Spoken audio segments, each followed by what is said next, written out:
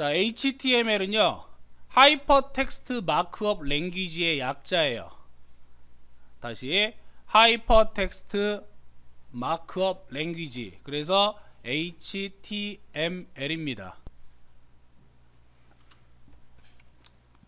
자, HTML을 우리는 뭘 한다라고 얘기하냐면 마크업을 한다 그래요.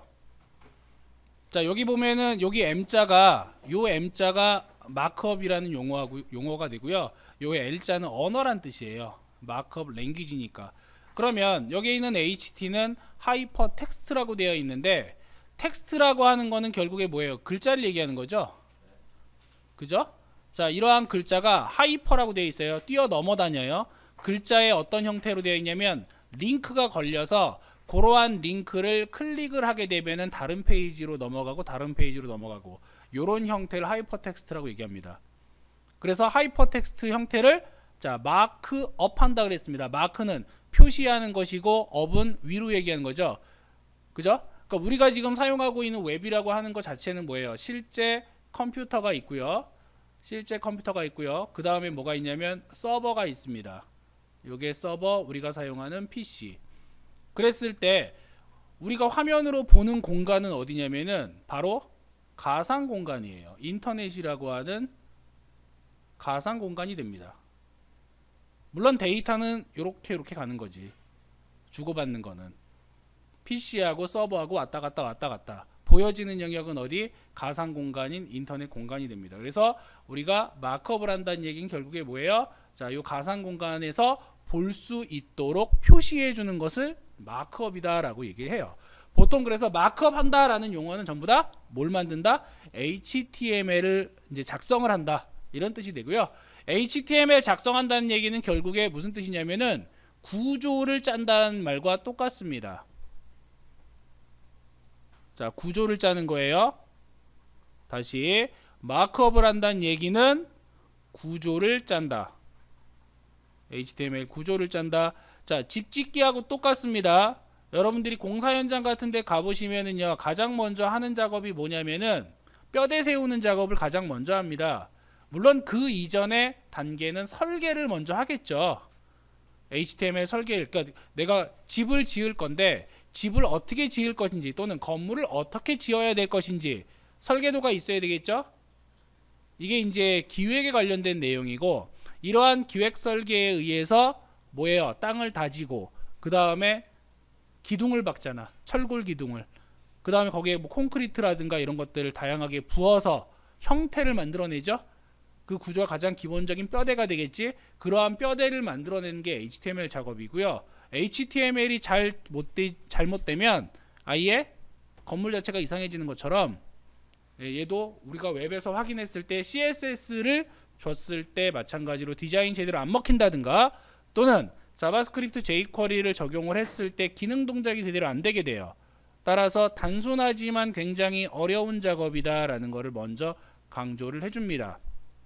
그렇다면 자, HTML이라고 하는 거는 어떤 형태로 이제 작성이 가능한가라고 하는 건데, HTML 마크업에서 우리가 문서를 만든다라고 얘기합니다. 자, 그럼 마크업이라는 용어는 또 HTML 문서 작성이라고도 얘기할 수가 있어요.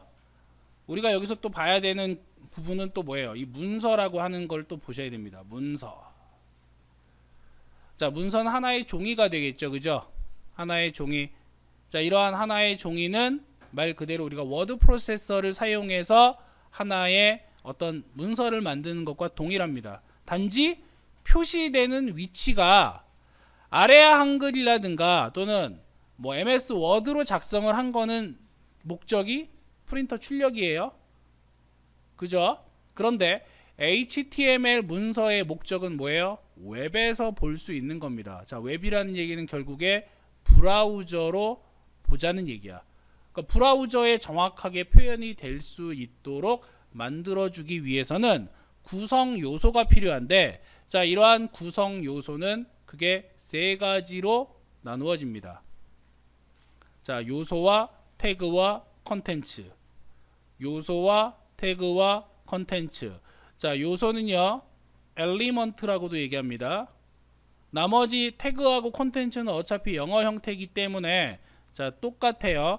그런데 우리가 요소라고 하는 말은 한글로 쓴 거고 엘리먼트라고 쓴 거는 영문 표기법이에요. 요거는 둘 다 같은 의미다라는 거를 꼭 기억을 해 두셔야 돼요. 그래서 표기를 할 때 엘리먼트라고 표기하기도 하고 또는 이렇게 E라고 표기하기도 합니다. 엘리먼트의 약자. 또는 EL이라고 쓰기도 하고요. ELE라고 쓰기도 해요. 요거는 상황에 따라서 표기법은 약간 다른데 전부 다 요소를 뜻하는 것이고 요소는 엘리먼트를 뜻합니다. 자, 이때 요소는 HTML의 의미를 가진 개념이다 라고 이렇게 쓰여져 있어요. 자, 일단 여기에서는 자, 문서를 구성을 할 때 중요한 내용은 요소와 태그와 컨텐츠, 엘리먼트, 태그, 컨텐츠. 자, 요게 중요하다라는 거. 그래서 하나씩 볼게요. 태그라고 하는 것은 시작과 종료로 나눌 수가 있습니다. 시작과 종료. 그래서 태그는 크게 두 가지로 보면 돼요. 시작 태그와 종료 태그. 그러니까 이건 뭐냐면 이 시작과 종료는 실질적으로 구역을 선언하는 겁니다. 자, 구역 나눠주는 거예요. 여기서부터 여기까지 내 영역이야. 요런 거죠. 자, 강의실을 예로 든다면 1호부터 10호까지가 있어요. 뭐 방으로 따져도 그러면 1호부터 10호까지는 우리가 문 앞에다 보통 붙여놓게 되는데 벽을 기준으로 해서 전부 다 구역이 나눠지게 되죠. 자, 이것도 마찬가지로 뭐예요? 시작과 종료를 알려주는 것이다. 그래서 구역을 표기하게 되고 이 구역을 알 수가 있다는 얘기예요. 또한 이러한 태그는 자, 부등호로 표시를 해줍니다. 이렇게 부등호로. 그러니까 시작이든 종료든 간에 이렇게 부등호로 시작 알려주고 또는 부등호 형태로 종료를 알려주게 돼요. 그래서 아래쪽에 보면 시작 태그에서는 부등호 열고 그 다음 태그의 이름을 쓰고 그 다음 부등호를 닫게 되고요. 종료 태그의 경우에는 부등호를 열고 똑같이 태그 이름에 부등호를 닫게 되는데 끝나는 영역에만 이렇게 슬래시를 하나 붙여주게 돼요. 자, 그래서 시작과 종료는 뭐가 다르다? 슬래시가 붙어 있느냐 없느냐 요 두 개의 차이점이 있습니다. 구역의 시작과 끝은 이렇게 나눠져요. 자, 예를 들어 가지고 우리가 괄호를 열고 닫는다 그러면 괄호를 여는 게 시작이고 괄호를 닫는 게 끝이잖아요. 그죠? 자, 대괄호 같은 경우에도 마찬가지죠. 우리 브라켓이라고 하는 요 대괄호도 열고 닫는 거. 자, 컬리 브레이스라고 하는 중괄호도 역시 열고 닫아야겠죠. 이게 각각 시작과 종료를 나타내는 구역이 됩니다. 자, 또 하나 이러한 구역이 모호한 놈이 하나가 있어요. 이걸 뭐라고 하냐면 empty element라고 하는 비어있는 요소가 있어요. 자, 이 빈 요소는 특징이 뭐냐? 종료가 없습니다. 종료 태그가 없어요. 그러니까 시작은 이렇게 있는데 이 종료가 존재하지 않는 태그가 있습니다. 그 얘기는 뭐냐면 시작은 있고 종료가 없다는 얘기는 특징이 있어요. 특정 기능만 담당하면서 하위 요소를 가질 수 없는 태그들이에요. 특정 기능을 담당하면서 하위 요소를 가질 수 없는 태그들은 종료 태그가 없습니다. 자, 뒤쪽에 다시 나오니까 자, 그때 다시 보기로 하고 자, 보시면은요 p 태그가 있고요. 그 다음에 p 태그가 있습니다. 자, 여기에서 이제 볼 수 있는 것들이 바로 시작 태그가 이렇게 배치가 되어져 있고 그 다음에 종료 태그가 배치가 되어져 있어요. 그러면 여기는 이제 구역이 여기서부터 여기까지야. 이 P라고 하는 요소의 구역은. 자, 이때 중간에 보면 부등호는 있는데 BR이라고 하는 놈이 이렇게 하나가 있어요. 그러니까 얘는 시작은 여기서 하는 것 같은데 종료가 없습니다. 종료가 없기 때문에 얘는 어떤 특정한 기능을 하게 되는데 얘의 기능은 뭐냐면 단순하게 줄바꿈이에요. 그러니까 우리가 지금 보는 거는 표준 마크업의 미래 HTML5 이렇게 적혀 있잖아. 근데 실제로 브라우저에 표시될 때는 표준 마크업의 미래 그 다음 아래쪽에 HTML5 이렇게 표시가 된다는 얘기예요. 쓴 건 한 줄이지만. 그러니까 마치 뭐하고 비슷하냐면 하나의 문단에서 구역만 나누기 위해서 줄바꿈을 해주기 위해서 Shift Enter 키를 친 것과 동일한 형태로 만들어주는 게 바로 이 BR이라고 하는 역할이에요. 이건 라인 브레이크라 그래가지고 이 브레이크의 약자예요. BR은. 자, 다음 속성을 보겠습니다. 속성을 영문으로는 attribute라고 얘기를 해요.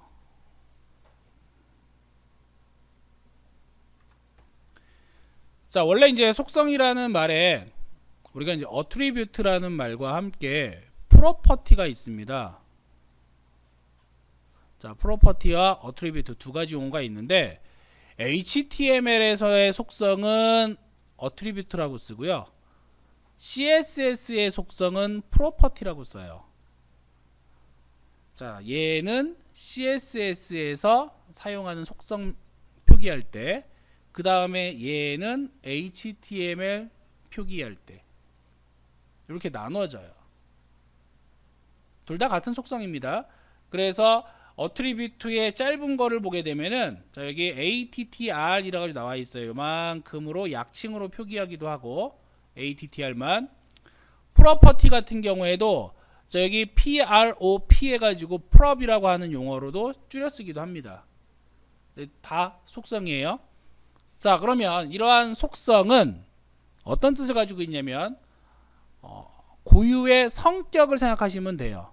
특성, 성질, 이게 이제 속성이 되는데 HTML에서 속성을 작성하는 부분은 반드시 시작에 작성을 해줍니다.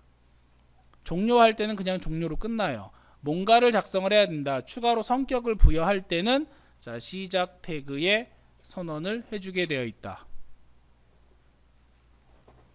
필요에 의해서 정해진 속성을 가질 수가 있고요. 사용할 수 있는 속성은 태그마다 동일하거나 또는 달라질 수도 있습니다.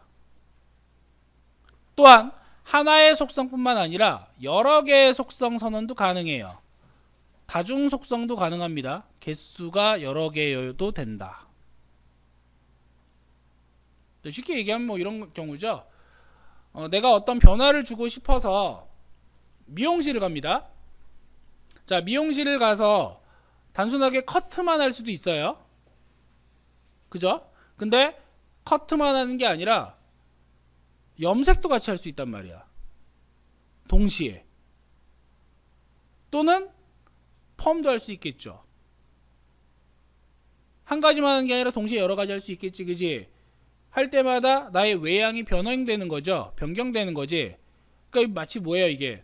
속성을 하나만 지정하거나 여러 개 지정하는 것도 가능하다는 얘기예요. 그러니까 우리 사람 또는 실생활하고 연결시 지키면 굉장히 편해집니다. 어렵지 않아요. 자, 이때 속성과 속성은, 그러니까 주문과 주문은 공백으로 구분해서 지정해야 된다.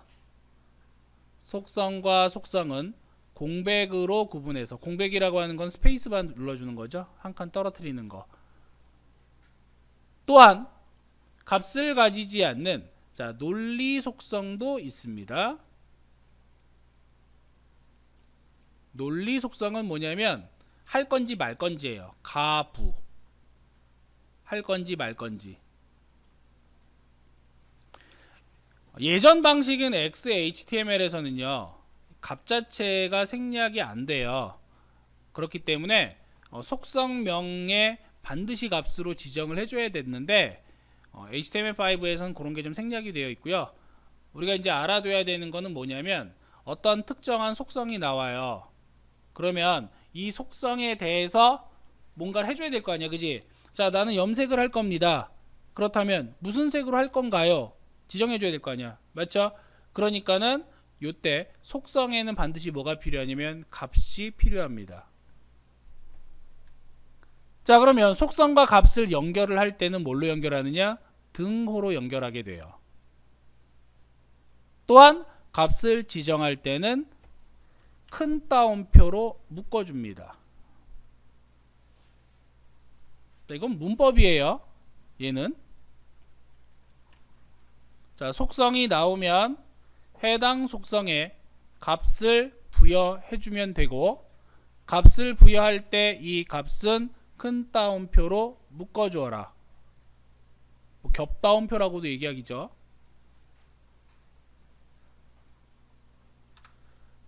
자, 그렇다면 이제 다음 장에 보면 여기 밑에 나와요.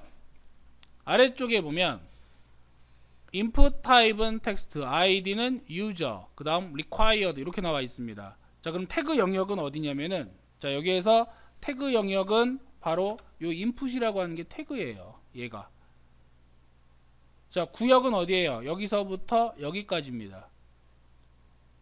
여기서부터 부등호 열고 부등호 닫는 데까지. 그 사이에 보면은 type 있고 id 있고 required가 있는데 전부 다 얘네들은 속성이에요. 속성이 나왔기 때문에 그 옆에 등호가 붙어 있고요. 그 다음에 값들에 의해서 큰 따옴표로 묶여 있는데, 자, 이 중에 required라고 하는 놈은 값이 없어요. 등호도 없고 값도 없어. 이거 required는요, 값이 required 하나밖에 없습니다. 그러니까 이건 뭐냐면 필수로 할 거니 말 거니예요. 필수로 쓸 거니? yes, no에 해당하는 겁니다. 근데 required를 썼다는 얘기가 뭐냐면 필수로 할 거야 라는 뜻이에요. 이건 필수야. 없으면 필수 아니야. 그러니까 논리값이기 때문에 등호가 생략될 수가 있다는 얘기예요. 이런 경우엔. 자, 그래서 모양만 일단 보시면 됩니다. 속성 뒤에 값이 나오게 되고 값은 큰 따옴표로 묶어주는 것을 원칙으로 한다. 원칙으로 한다. 없다고 해서 안 되는 건 아닙니다. 큰 따옴표. 없다고 해서 안 되는 건 아니지만 권고사항이기 때문에 지켜주자는 얘기예요.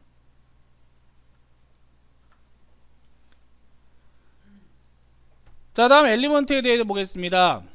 자, 엘리먼트에서 HTML 우리가 보통 요소라고 얘기를 하게 되는데, 이러한 HTML 요소는 일반적으로 시작 태그와 종료 태그 모두를 포함한 영역을 HTML 요소라고 얘기를 하고요. 자, 이 HTML 요소는 말 그대로 어떤 이제 구역을 설정하는 영역, 이렇게 보시면 돼요. 그래서 어떤 하나의 구역도 하나의 요소로 받아들일 수가 있다. 자, 따라서 이런 형태입니다. P 태그로 시작을 했고 P 태그로 끝났어요. 지금 여기 보시면은 여기가 시작 태그고 여기가 종료 태그가 돼요. 그 다음 여기 내용을 보니까 이걸 뭐라고 하냐면 요 내용을 콘텐츠라고 합니다. 자, 얘네들을 그러니까 여기서부터 여기까지죠. 쭉 콘텐츠 그리고 요소. 그러니까 여기는 P라고 하는 HTML 태그 공간인 요소가 되는데, 이걸 이제 우리 흔히 어떤 큰 덩치의 요소라고 얘기를 하고요. 그 중에서 잘라서 한번 생각을 해보자고요. 잘라서 생각을 해보게 되면은, 자, 여기에 있는 내용은 브라우저에 표시가 되는 부분이에요. 실제로 브라우저에 이렇게 표기가 된다고. 그러면 이걸 뭐라고 하냐면 얘를 콘텐츠 엘리먼트라고 얘기를 해요. 이 부분을 콘텐츠 엘리먼트라고 한다고. 얘도 또, 자, P라고 하는 태그 영역이 있잖아요. 그죠? 맞죠? 그랬을 때 요 P라고 하는 건 뭐냐면 요거는 태그 엘리먼트라고 얘기합니다. 얘하고 얘, 요 놈하고 요 놈. 요 두 가지는 뭐라고 한다? 태그 엘리먼트, 태그 요소라 그래요. 그러니까 전체적으로 봤을 때 전체적인 요소도 요소이지만 이거는 그냥 큰 영역의 요소가 되고요. 세부적으로 들어가게 되면 태그를 구성하고 있는 이 P라고 하는 놈은 태그 엘리먼트, 그 다음 내용을 구성하는 이 놈은 컨텐츠 엘리먼트라고 얘기한다고. 그냥 쉽게 태그 컨텐츠라고도 부르기도 한다는 얘기예요. 지금 얘기하는 건 HTML 단에서는 그냥 크게 보지만 실질적으로 CSS나 자바스크립트 쪽으로 들어가게 되면은 어떠한 요소를 가져오세요 라고 했을 때 그러한 엘리먼트들 중에서 컨텐츠만 따로 가져올 수도 있고 그 다음 태그 요소만 따로 가져올 수도 있단 말이에요. 통째로 가져올 수도 있고. 그래서 구분을 할 때 커다랗게 구분을 해줘야 돼요. 그러니까 간단하게 포함도를 보게 되면, 자, 포함도는 태그 엘리먼트가 있고 그 다음에 컨텐츠 엘리먼트가 있습니다. 자, 얘네들을 감싸는 모든 것들을 뭐라고 한다? 우리는 그냥 통칭 엘리먼트라고 얘기하는 거예요. 전체적으로. 자, 그러면 포함 관계를 알 수가 있겠죠? 태그 엘리먼트와 컨텐츠 엘리먼트. 자, 그럼 세부적으로 다시 한번 보겠습니다. 태그 엘리먼트 안에 컨텐츠 엘리먼트가 들어가 있는 형태예요. 그러면 요거를 살짝 수정을 하게 되면, 자, 우리는 어떻게 확인이 가능하다? 태그 엘리먼트가 있는데, 자, 이 태그 엘리먼트 안에 컨텐츠 엘리먼트가 있고, 다시 태그 엘리먼트와 컨텐츠 엘리먼트는 엘리먼트라는 요소 안에 들어갈 수 있다. 벤 다이어그램으로 표현하면 이렇게 될 수 있다는 얘기예요. 그러니까 이렇게 놔도 뭐 틀린 말은 아니고, 자, 이런 식으로 일반화를 시켜서 확인이 가능하다. HTML5의 이제 형태가 되는데요. 우리가 흔히 얘기하는 HTML5라고 하는 방식이 이제 표준에서 가장 많이 사용하는 방식이고 최신 기법이라고 얘기를 해요. 이제 그 이전에는 뭐가 있었냐면 HTML 4.01 버전이 있었습니다. 이게 90년대 후반에 나온 거예요. 이게 그때부터 시작해서 오랫동안 지금 사용되던 건데, 자, 이것이 XHTML이라고 해서 HTML 앞에 지금 X가 붙었어요. 그죠? 요게 이제 뭐냐면 Extensible Markup입니다. Extensible. 그래서 확장 형태, Extend라고 보시면 되겠죠? 확장된 형태가 되는데, 자, 요거는 이제 MS하고 W3C에서 개발을 하던 겁니다. 그래서 요거는 문법 규칙이 엄청나게 깐깐해요. 문법 규칙 자체가. 근데 기존의 HTML은 뭐 문법 규칙 자체가 거의 느슨합니다. 얘는 굉장히 굉장히 느슨하고 결합도가. 그 다음에 얘는 되게 빡빡해요. 자, 그래서 HTML 4.01이나 또는 XHTML 문법을 모두 포함하는 게 바로 HTML5 서식입니다. 그러니까 생략할 건 과감하게 생략해서 간단화시킨 거야. 단순화, 간략화. 자, 그래서 HTML 4.01 같은 경우에는 종료 태그를 막 생략할 수 있었어요. 종료 태그를 안 써도 그만이었단 말이야. XHTML은 거꾸로 무조건 종료가 있었어야 됐어요. 무슨 얘기냐면 조금 전에 확인했었던 BR이라고 하는 태그는 이렇게 썼는데 얘는 종료 태그가 없었습니다. 근데 XHTML에서는 자, 무조건 BR에 없네? 그러면 슬래시라도 붙여줘. 이렇게 했단 말이에요. 이런 식으로. 근데 옛날 옛적에 HTML 4.01 그 이하의 세대에서는 자, P 태그는 P로 열어서 P로 닫아야 됐는데, 이렇게 닫아야 됐는데 이거 안 닫고 그냥 P로 썼단 얘기예요. 이게 아주 옛날 시대. 물론 HTML5에서 이것도 인지를 하고 그 다음 얘도 인식을 해요. 하지만 그러다 보면은 나중에 어떤 현상이 발생하느냐, 내가 수정 보완을 하거나 소스 코드를 확인을 했을 때 어디서 시작하고 어디서 끝나는지 명확하지가 못하다는 얘기예요. 그래서 두 개를 병행해서, 자, 이왕이면 종료 태그가 있는 P 태그 같은 것들은 이렇게 끝을 아예 다 써주고, HTML5에서는 종료 태그까지 써주고, BR 태그 같은 경우에는 어차피 종료 태그가 아니에요. 없어요. 이렇게 쓸 필요가 없어. 귀찮게 왜 저렇게 쓸까? 그냥 생략하자. 생략해서 쓰는 방식도 역시 허용을 하겠다.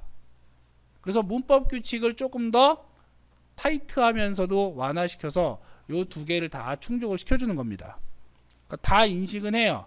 다 인식은 하지만 생략할 건 과감하게 생략을 하고 지켜줄 건 확실히 지켜주자. 그래서 다시 한번 규칙을 작성을 해놓은 형태가 됩니다. 자, 요게 HTML5의 기본 서식이 돼요. 다음으로 가게 되면 이제 종료 태그는 어떻게 처리하는가라고 하는 내용이 나오는데, 자, HTML5에서는 조금 전에 얘기했듯이 생략 가능합니다. 종료 태그 생략이 가능하다. 하지만 모든 요소를 전부 다 생략하면 안 되기 때문에 생략할 수 있는 요소를 미리 알아두는 게 좋아요. 그래서 BR 태그라든가 가장 우리 많이 쓰는 것이 이미지 태그가 있습니다. 이거 제일 많이 써요. 이미지 태그는. 자, 기타 몇 가지가 더 있는데 그러한 태그들은 미리 알아두자는 얘기예요. 자, 그래서 밑에 보면은 p 태그라는 놈 안에 이미지가 들어가 있어요. 이미지가. 자, p 태그 안에 이미지가 있는데 이미지 태그의 역할은 뭐냐면 단순하게 이미지를 보여주는 역할을 합니다. 그래서 이미지에서는 src라고 하는 속성이 꼭 필요해요. 그 다음에 요거는 해당 이미지가 있는 경로를 써주면 돼요. 이게 값이에요. 요게 src 나오는 건 무조건 뭐냐면 source. 그래서 src 소스의 약자예요. 경로.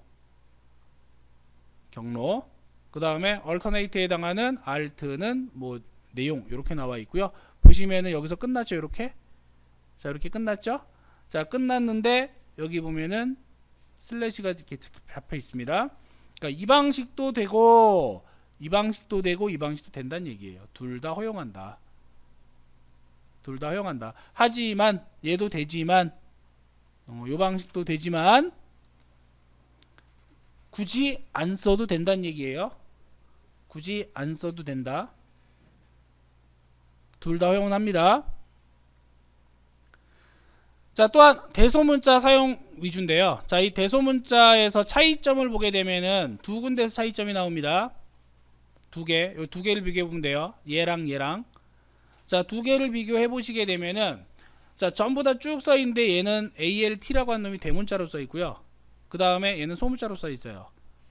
둘 다 사용은 할 수가 있어.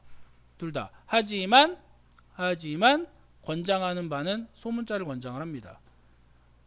권장은 소문자예요. 우리가 대문자를 쓰는 경우에는 특수한 경우에 대문자로 표현을 합니다. 특수한 경우에. 일반적으로 HTML 내에서 대문자 쓰는 경우는 메모 같은 주석 처리할 때 하고 아주 특수한 경우에만 대문자로 사용을 할 수가 있어요. 일반적으로는 다 소문자를 쓴다. 그 이유는 CSS 문법 규칙하고 자바스크립트 문법 규칙하고도 맞물려 가지고 아예 습관을 처음부터 소문자로 작성하는 습관을 들여놓는 것이 훨씬 편하기 때문에 애초에 HTML부터 그렇게 연습을 하란 얘기예요. 자, 다음 비어있는 empty 엘리먼트를 보도록 하겠습니다. 자, empty 엘리먼트 같은 경우에 종료 태그를 가지고 있지 않은 요소 해가지고 제가 이미지와 BR 태그를 얘기했는데 이 외에도 이제 메타 태그와 링크 태그라는 놈들이 있어요. 얘네들도 종료 태그가 없는 놈이고 그 다음에 폼에서 사용되는 인풋 태그 역시 종료 태그가 없습니다. 그래서 여러분들이 아마 외워야 되는 경우는 한 요 5가지 정도만 꼭 기억을 하고 계시면 돼요. 얘네들은 나중에 다시 한번 뭐 설명을 하겠지만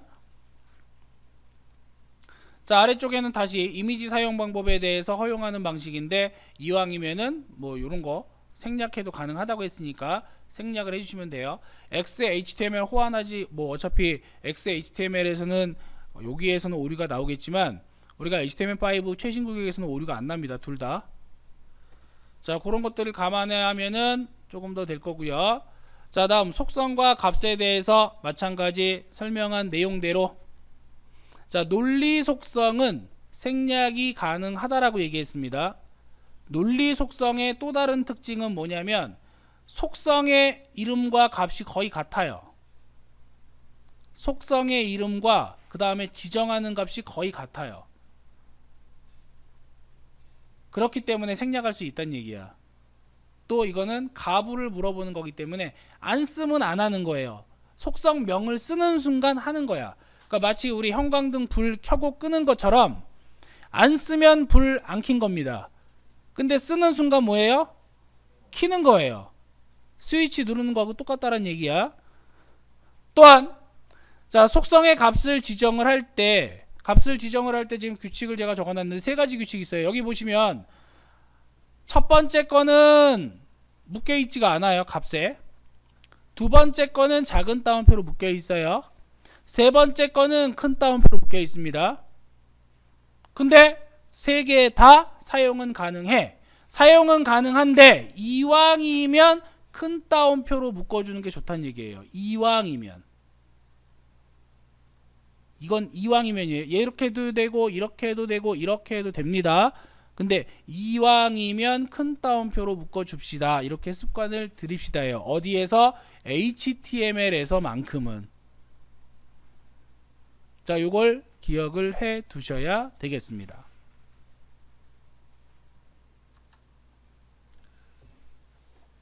자, 처음에 마크업을 할 때 가장 많이 실수하는 부분이 어디냐면 태그와 태그 사이의 중첩 부분에서 굉장히 많은 실수를 합니다. 자기도 모르게. 이제 어떤 경우냐면 우리가 바깥쪽에 있는 거하고 안쪽에 있는 걸 구분을 했을 때, 자, 집합으로 표시를 하게 되면은 이런 경우에요. A라는 놈이 있고 그 다음에 B라는 놈이 있어요. 두 개가 있어. 근데 자, B가 더 커. 그렇다면 우리가 표기를 할 때는 B 영역 안에 A가 이렇게 들어간다라고 표시를 할 수가 있겠죠. 그죠? 이것도 태그도 똑같아요. 태그 구조로 따질 때는 이런 식으로 돼야 됩니다. B라고 하는 태그가 있다고 합시다. 그렇다면은 태그의 공간을 이렇게 끝을 맺어줘야겠죠. 근데 이 안에 A가 들어가야 되면 A는 여기에 포함돼야 돼요. 이런 식으로. 이렇게 돼야 정상인데 이렇게 되지 않는 경우가 있습니다. 바로 이제 여기 보면은 P하고 P하고 그 다음에 스트롱하고 스트롱 겹쳐 있죠. 구역 자체가 이렇게 겹쳐져 있으면 안 된다는 얘기예요. 이게 대표적으로 잘못되는 경우예요. 요거는 항상 신경을 써야 돼요. 명확하게 시작과 끝이 있으면 그 안에 또 다른 내용이 들어가야 됩니다. 이걸 뭐라고 하냐면 이제 계층 구조라고 얘기해요. 명확한 계층 범위가 나와줘야 되고 그룹 범위가 나와 주어야 된다라고 하는 거를 다시 한번 강조를 해요. 그래서 아래쪽 옳은 경우는 뭐냐면 이 옳은 경우가 바로 정확하게 구조 자체가 딱딱딱 떨어져야 돼요. 절대로 겹치면 안 돼요. 위에 있는 것처럼. 그래서 잘못된 경우. 자, 요거는 꼭 기억을 하자. 엄청 중요한 겁니다. 자, 여기서 알 수 있는 거는 뭐라고요? 태그는 계층 구조를 가진다. 자, 계층 구조를 가진다는 얘기는 포함 관계가 명확하다는 얘기고요. 포함 관계가 명확하다는 얘기는 뭐하고 똑같냐면은 가계도를 형성을 한다는 얘기예요. 자체적으로 가계도를 형성을 하고요. 이러한 HTML 가계도를 뭐라고 하냐면 돔트리라고 얘기를 해요. 이것도 기억해야 될 용어 중에 하나예요. 계층 구조를 가진다는 얘기는 자체 가계도가 존재한다는 얘기고, 가계도는 결국에 뭐하고 똑같다? 돔트리라는 용어하고 똑같다. 그래서 돔에서 이 돔은 도큐먼트 오브젝트 모델이에요. 문서 구조라 그래서 이러한 문서 모델이 명확합니다. 한글로는 문서 객체 모델이라고 얘기를 해요. 요거는 주로 어디에서만 있으냐면 자바스크립트에서 굉장히 많이 나오는 용어 중에 하나이기 때문에 함께 기억을 해 두시면 나중에 편합니다. 자, 속성 같은 경우에 보면은 두 가지를 이제 또 비교를 해볼 수가 있는데, 자, 여기 보시면은 속성에 스타일이라는 게 하나가 나옵니다. 자, 여기 스타일이 나오는데, 자, 스타일은 해가지고 값이 나왔어요. 근데 뒤에 또 스타일이 나와. 자, 같은 스타일이 두 개 나올 수가 없어요. 같은 스타일은 두 개 나올 수가 없고, 만약에 어떤 값이 여러 개인 경우에는, 여러 개 존재하는 경우에는 얘처럼 스타일 안에 연속으로 사용을 해야 됩니다. 이런 경우에는. 근데 일반적으로 하나의 속성에 하나의 스타일이 들어가게 돼요. 하나의 속성에 하나의 스타일 값, 하나의 값 이렇게 들어가고, 이제 특이하게 스타일 같은 경우에만 여러 개의 값을 동시에 줄 수가 있다. 이렇게 그냥 이해를 하시면 됩니다. 이거는 CSS를 이제 배워서 확인을 해보게 되면은 좀 더 명확하게 가능해요. 자, 이제 문자에 관련된 내용인데요. 문자 중에서도 특수문자가 있습니다. 자, 특수문자 어떤 게 있냐면 키보드에 존재하는 특수문자들 있죠. 그러한 특수문자들을 우리가 브라우저에 표시를 하고자 할 때는 그대로 사용을 하지 않고 어떤 식으로 표기하냐면 아래쪽과 같이 엔티티 네임이나 엔티티 코드로 변환을 해서 마크업을 하는 걸 이제 권장합니다. 이런 것들을. 자, 보시면은 여기에 지금 웹 표준 and 그리고 웹 접근성 뭐 이렇게 나오잖아요. 그래서 앰퍼샌드를 이렇게 쓰게 되는데 이거는 특수문자입니다. 이러한 특수문자는 특수한 표기법을 따라라 라고 하는 게 권장사항이에요. 권장사항. 그래서 여기 보시면 앰퍼샌드 그 다음에 AMP 세미콜론으로 되어 있죠. 이걸 뭐라고 하냐면 엔티티 네임이라고 얘기를 하고요. 그 다음에 앰퍼샌드 해시 38 세미콜론이라고 되어 있는 건 엔티티 코드라고 얘기합니다. 그러니까 숫자 형태로 되어 있는 거, 숫자가 들어가 있으면 코드, 문자가 들어가 있으면 이름 이렇게 돼요. 그래서 요 놈은 앰퍼샌드예요. 원래 이름이 앰퍼샌드라서 그 앰퍼샌드의 약자로 AMP라고 쓴 겁니다. 앰프. 자, 둘 다 공통점이 있죠. 둘 다 공통점은 뭐냐면 여기 앰퍼샌드로 시작을 하고 세미콜론으로 끝난다는 거예요. 엔티티 코드나 엔티티 네임이나. 그래서 이런 것들은 외우는 게 아니라 구글 같은 데서 엔티티 네임 또는 엔티티 코드라고 검색을 하면 표가 나옵니다. 그 표를 바탕으로 해서 그냥 입력하면 되고, 자주 사용하는 거는 이제 외워지겠죠. 자주 사용하는 거, 뭐 카피라이트 같은 거, 그런 것들은 다 외워지게 될 거고요. 방금 봤던 이런 앰퍼샌드 같은 경우에도 외워질 거예요. 이런 거는 자주 써봐야 안다라고 하는 거 다시 한번 얘기하겠습니다. 자, 다음 HTML5에서 도큐먼트 타입을 볼 겁니다. 자, 제가 지금 써놓은 거는 독 타입이라고 되어 있는데, 자, 이 독 타입이라고 하는 거는 자, 이게 문서 형식이에요. 도큐먼트의 약자예요. 독은 문서 형식. 그래서 우리가 자, 어떤 웹문서를 사용을 하고자 할 때 문서의 형식을 지정을 해주게 됩니다. 뭐 예를 들어 가지고 자, 이 문서는 HTML 4.01로 썼어. 아니면 이 문서는 XHTML로 썼어. 아니면 이 문서는 HTML5의 형식으로 썼어. 이렇게 써주고자 할 때 우리가 도큐먼트 타입을 먼저 써주게 되어 있어요. 형식은 느낌표, 독 타입은 뭐 이렇게 HTML, 자, 이런 식으로 표기를 합니다. 형태 자체는. 그래서 이거는 각각의 버전마다 형식이 다 달라요. 전부 다 다른데, 자, 우리는 가장 간소화되면서 가장 진보적인 HTML5 형식을 사용을 할 것이다. 그래서 이러한 형식은 어떻게 사용하냐면, 자, 얘처럼 독타입 HTML 이렇게 짧게 씁니다. 이렇게 쓰면은 최신 기법으로 표현을 한다는 얘기예요. HTML5 형식으로 쓰겠다. 이 방식이. XHTML 같은 경우는 두 줄 정도가 돼요. 되게 길어요. 외우기도 힘들고. 자, 그래서 문법 모드하고 형식하고 적어줘야 되는 게 XHTML이라면 HTML5는 조금 전과 같이 간단하게 표기를 하게 되고요. 마찬가지로 인코딩 기법이 있습니다. 자, 인코딩이라고 하는 건 뭐냐면 쉽게 얘기하면은 웹에서 보여주는 표현 방식이에요. 우리 이제 영화 볼 때 자막 같은 거 있잖아요. 그죠? 그러면 이제 자막을 보게 되면 어떤 자막, 옛날 같은 경우에는 자막이 깨지는 경우가 있어요. 그 깨지는 경우가 바로 인코딩 방식 때문에 깨지는 겁니다. 그래서 웹에서 사용하는 또는 표준에서 사용하는 인코딩 방식은 모두 UTF-8이라고 하는 인코딩 방식을 쓰게 돼요. 자, 요거는 메타라는 태그 안에다가 캐릭터 셋을 지정을 해주게 되는데, 자, 그냥 읽으면 카세트죠, 그죠? 그냥 읽으면 요거 보면은 이렇게 잘라서 생각을 해야 됩니다. 자, 세트, 집합, 칸은 캐릭터의 약자예요. 그래서 문자 집합이라고 해서 자, 문자를 표현하는 방식을 얘기하는 것이고, 이 문자를 표현하는 방식은 표준 방식이 UTF-8이라고 합니다. 그러니까 유니코드 표현 방식이에요. 유니코드. 옛날 같은 경우에는 어떤 경우가 있었냐면, 옛날은 EUCKR이라고 하는 포맷을 썼어요. 옛날에는. 그러니까 이거 왜 이렇게 썼냐면, 개발 도구들, 그러니까 개발자 웹 프로그래밍에서 한글 지원을 위해서 EUCKR을 많이 썼습니다. 과거에는. 근데 모든 개발 도구들이 현재 EUCKL에서 전부 다 UTF-8로 다 바뀌었어요. 웹 개발에서는. 그렇기 때문에 HTML에서 다른 코드 안 쓰고 얘를 씁니다. 만약에 내가 이제 협업을 하기 위해서 사용을 했어요. 협업을 해서 보내줬는데 결과물이 한글 깨져 나온다.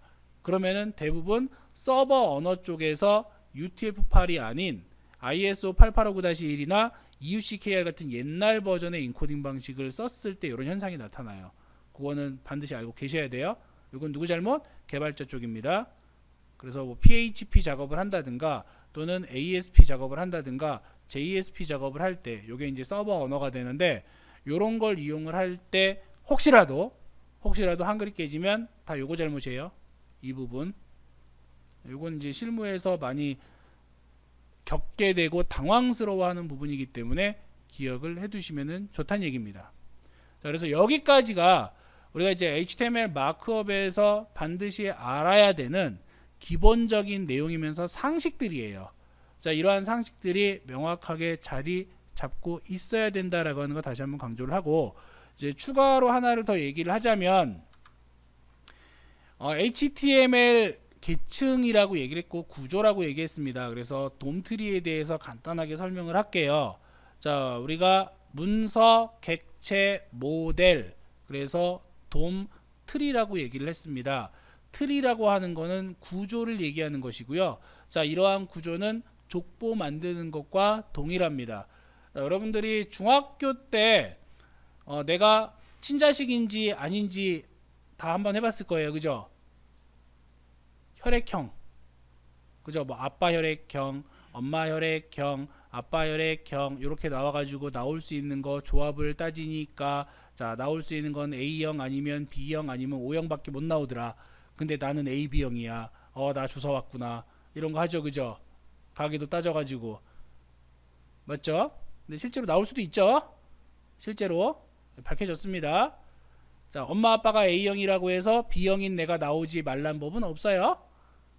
그래서 우울해하지 말란 얘기고, 자, 이런 것처럼 또는 우리 집에 있는 족보처럼 HTML도 족보가 존재하게 돼요. 그럼 HTML 족보는 어떻게 되냐면 최상위가 누구냐면 HTML이에요. 가장 위에 있는 애. 그러니까 쉽게 얘기하면은 뭐 한민족의 시조는 뭐 당군입니다 라고 얘기하는 것처럼, 또는 우리 집안에 시조가 있겠죠, 그죠? 이렇게 지정을 합니다. 그러니까 이 위로는 없어요. 그러면 HTML은 다시 나눠집니다. HTML은 다시 뭘로 나눠지냐면 헤드라고 하는 놈과 body라고 하는 놈으로 나누어져요. 헤드 앤 바디입니다. 헤드 앤 바디. 헤드와 바디로 나눌 수가 있다. 자, 헤드와 바디는 또는 HTML까지 이게 가장 기본 구조 형태가 되는데, 우리가 HTML 쓸 때 자, 얘네들은 문서에서 딱 한 번씩밖에 못 씁니다. 일회용이에요, 일회용. 그러니까 여기서부터 시작을 하게 돼요. 다시 헤드 안에 기본 요소가 뭐 타이틀이 있을 것이고, 그 다음에 메타도 있을 거예요. 여기서는 이렇게 가야 되겠죠. 자, 다시 지우고 이렇게 갈게요. 메타와 타이틀. 자, 그래서 HTML 형식을 보게 되면 모두 다 포함 관계를 가지고 있고, 포함 관계를 가지니까 자체적인 가계도가 형성이 되면서 부모 자식 관계를 따질 수가 있어요. 부모 자식 관계. 자, 그럼 요걸 가지고 보면은 메타와 타이틀의 관계는 무슨 관계? 얘네들은 형제 관계가 됩니다. 이 두 관계는 형제 관계예요. 헤드와 바디 역시 형제 관계가 돼요. 자, 메타 타이틀과 헤드와의 관계는 부모 자식 관계가 됩니다. 자, 여기 상하위로는 부모 자식 관계예요.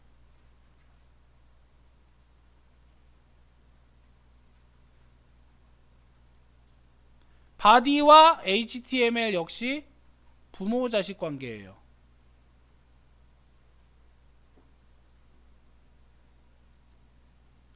한 단계는 부모 자식이에요. 한 단계 같은 레벨이면은 형제 관계입니다. 자, 이 형제 관계에서도 명확하게 먼저 쓴 놈이 형이고 나중에 쓴 놈이 동생이에요. 먼저 쓰면 형이고 나중에 쓰면 동생이에요. 우리가 태어날 때도 먼저 태어났기 때문에 형, 오빠, 누나, 언니 이렇게 되잖아. 그지? 똑같습니다. 나중에 태어나면 무조건 동생인 거예요. 자, 이제 남은 건 뭐냐면 이런 관계야. HTML을 기준으로 해서 타이틀, 메타 이런 경우. 자, 이렇게 내려가거나 이런 식으로 내려가거나 또는 뭐 어떤 식으로 내려가거나 뭐 이런 식으로 내려가거나 이렇게 내려가거나. 자, 이때는 한 단계가 아니라 두 단계를 내려가겠죠. 그죠? 맞죠? 이렇게 내려간 관계를 뭐라고 하냐면은 이제 후손 거꾸로 올라가게 되면은 조상이라는 단계가 됩니다. 후손하고 똑같은 말이 자손이 되겠죠. 근데 이런 관계는요, 보통 우리 자손이라고 하는 거는 자식과 손자를 얘기해요. 자식과 손자. 그러니까 HTML 기준으로 봤을 때 헤드와 바디도 역시 자손이 되면서 후손이 돼요. 헤드의 자손은 메타와 타이틀이 될 수도 있다는 얘기예요. 자, 이 관계는 매우 중요한 관계입니다. 그래서 구조를 따질 때는 뭘 따져야 되냐면 형제 관계 따져야 되고요. 그 다음에 부모와 자식 관계를 따져야 되고, 그 다음에 자손과 후손 조상을 찾아야 돼요. 이거를 얼만큼 잘 구분하고 그 다음에 구역을 나눠주고 관계도를 짜느냐에 따라서 나중에 CSS 디자인을 하거나 또는 자바스크립트 이용해서 기능 구현을 할 때 쉽게 되기도 하고 안 되기도 합니다. 따라서 이 파트에서 가장 중요한 내용은 바로 이 내용이에요. 뭐 기본적인 규칙 같은 경우에는 이제 시간이 지나면서 계속해서 하면서 익숙해지는 내용인데, 자, 이 가계도 즉 돔트리에 관련된 거는 명확하게 짚고 넘어가야지만 된다. 또 다른 거는 컴퓨터에서의 디렉토리 즉 폴더 구조라고도 생각하시면 돼요. 폴더 구조. 자, 여기까지 HTML 기본 마크업에 대한 설명이었습니다.